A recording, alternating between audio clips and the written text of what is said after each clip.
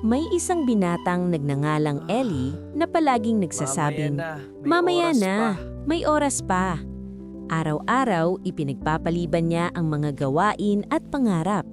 Akala niya'y hindi nauubos ang oras. Isang araw, may dumating na malaking oportunidad, isang scholarship na matagal niyang inaasam. Ngunit dahil sa kakahintay ng mamaya, nahuli siya sa pagpasa at nabigo. Doon niya unang naramdaman ang sakit ng salitang sayang.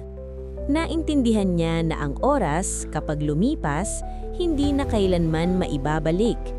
Simula noon, natuto siyang unahin ang mahalaga at pahalagahan ang bawat minuto. At doon niya napatunayan, ang tagumpay ay para sa marunong gumamit ng oras.